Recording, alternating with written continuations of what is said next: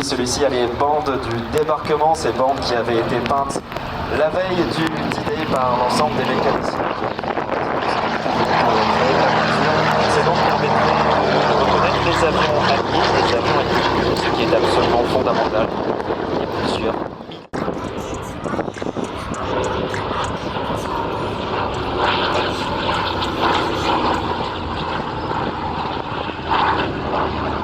Pour beaucoup, ce ronronnement est véritablement le son de la...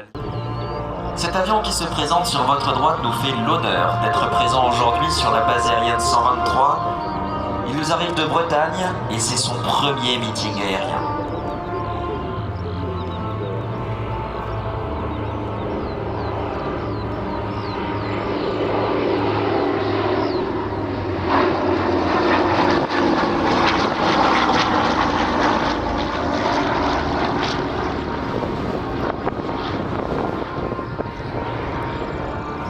Grâce à toute la documentation technique et au carnet de vol, son pilote Hugues Duval, il est le directeur du musée aéronautique de Bretagne, il est le pilote du DC-3 et il est également pilote de ligne.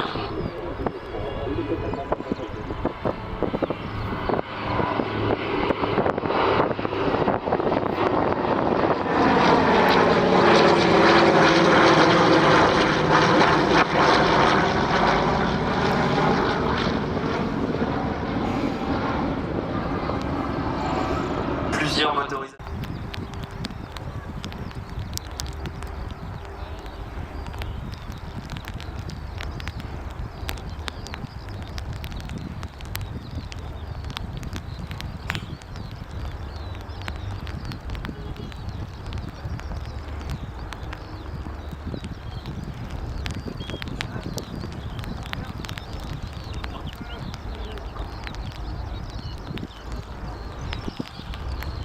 Bienvenue si vous venez de nous rejoindre sur la base aérienne 123 d'Orléans-Brissy pour ce deuxième jour du meeting national de l'armée de l'air et de l'espace organisé par la Fondation des œuvres sociales de l'air.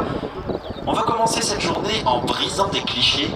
Beaucoup de personnes pensent qu'il faut avoir un doctorat en astrophysique pour pouvoir devenir pilote de chasse, alors qu'il n'en est rien. Il existe un cursus, les officiers sous contrat du personnel navigant, qui permet de rejoindre l'institution à l'âge de 18 ans avec un simple baccalauréat.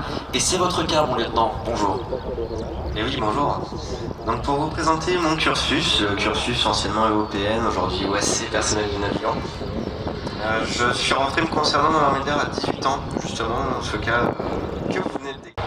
Essayer d'acquérir une connaissance aéronautique, des compétences techniques, et aussi une formation physique dans une Cyrus, les salles, une formation de sécurité initiale, avant de s'envoler.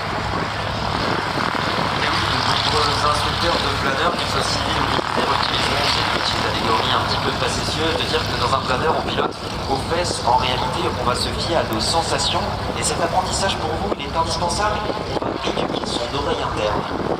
Exactement, c'est très important de comprendre le fonctionnement de base du pilotage, qui finalement est assez semblable sur planeur et sur avion, apprendre une certaine finesse, une certaine rigueur également, s'accoutumer à l'environnement aéronautique.